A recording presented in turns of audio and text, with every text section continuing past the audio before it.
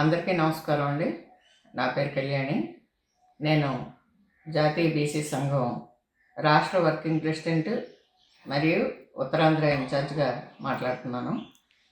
ఈ ఆయేషా మీరా కేసు విషయంలోన ఈరోజు ఆ బాడీ అప్పచెప్పడం జరుగుతుందండి.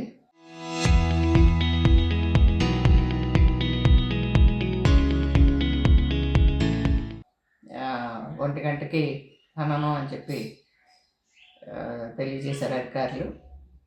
చాలా బందోబస్తుతో ఖననం చేయమని. అయితే ఈ పాప విషయంలోని పూర్తిగా మనం మాట్లాడుకోవాల్సింది ఏంటంటే, దర్యాప్తు సంస్థలు అనేవి పూర్తిగా విఫలమయ్యాయనే చెప్పాలి. 2007 నుంచి 2026 వరకు దర్యాప్తు సంస్థలు చేస్తున్న, అంటే ఆ బాడీని కూడా తల్లిదండ్రులకు ఖననానికి ఇవ్వకుండా ఉంచుకుని ఏ న్యాయం చేశారు అని చెప్పి నేను ఒక బీసీ మహిళగా ముందు ఒక ఆడవాళ్ళం కాబట్టి తర్వాత కులాల గురించి మాట్లాడుకుందాం. ఒక మహిళగా నేను దర్యాప్తు సంస్థలని ప్రశ్నిస్తున్నాను. ఇన్ని సంవత్సరాలు బాడీ ఉంచుకొని తల్లిదండ్రులు కనీసం ఖననం చేసుకునే అవకాశం కూడా లేకుండా ఉంచుకుని ఏ న్యాయం చేశారు? ఏ విధంగా ఒకనాడు సత్యంబాబు అనే వ్యక్తిని బలి చేశారు. వాళ్ళు పోరాటం చేసుకొని ఈ అమ్మాయి తాలూకా తల్లిదండ్రులు కూడా వీడు కాదు అని చెప్పినప్పటికీ కూడా వాడి మీద కేసు బనాయించి వాడికి జీవిత ఖైదు కూడా పడేలాగా చేశారు. వాడు కాదని నిరూపించుకొని బయటకు వచ్చాడు. అయితే దోషి ఎవరు? దోషిని ఎందుకు గుర్తించలేదు?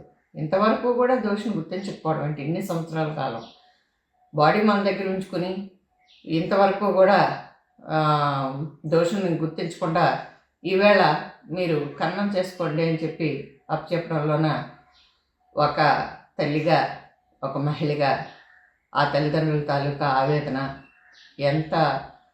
ఎలాంటి నరకం వాళ్ళు అనుభవించి ఉంటారు, ఎంత బాధపడి ఉంటారు, మనం కూడా పిల్లలున్న తల్లిదండ్రులుగా ఆలోచించాల్సిన విషయం అండి ఇది. ఏం తేల్చారు? ఏమయ్యా ఇంత పవర్ఫుల్ దర్యాప్తు సంస్థలో ఎందుకు నిందితుల్ని పట్టుకోలేకపోయారు? ఆ తల్లిదండ్రుల కడుపుకోతను ఎందుకు చల్లార్చలేకపోయారు? ఆ అమ్మాయికి ఎందుకు న్యాయం చేయలేకపోయారు? ఎక్కడ లోపం?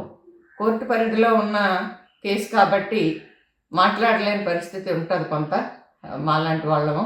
అయినప్పటికీ కూడా ఈరోజు బాడీని అప్పచెప్తున్నారు కాబట్టి నిర్ణయించి ఎవరిని నిందితుడిగా చూపించి ఆ నిందితుడు ఎవరో అనేది ప్రపంచానికి తెలియజేసి ఆ తల్లిదండ్రులు కడుపుకోతను చల్లార్చి మీరు బాడీని అప్పగిస్తున్నారు.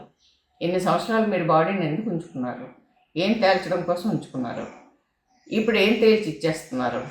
ఇది ఎంత అన్యాయం అంటే మాటల్లో చెప్పలేనంత బాధగా ఉంది. ఏదో జరుగుతుంది, ఇంత పెద్ద సంస్థలు ఇన్వాల్వ్ అయ్యి ఉన్నాయి కాబట్టి మాకు న్యాయం చేస్తారు అని ఎదురు చూసిన తల్లిదండ్రులకి ఈవేళ మీరు ఏ న్యాయం చేసి ఆ బాడీని అప్పగించుతున్నారో అని నేను ఒక మహిళగా, ఒక తల్లిగా ప్రశ్నిస్తున్నాను, అడుగుతున్నాను మిమ్మల్ని, ఏ న్యాయం చేశారు అని. Local to global news at your finger tips. మీ చేతిలో ఒక ఆయుధం. Download raw TV app. Media legend Ravi Prakash is back.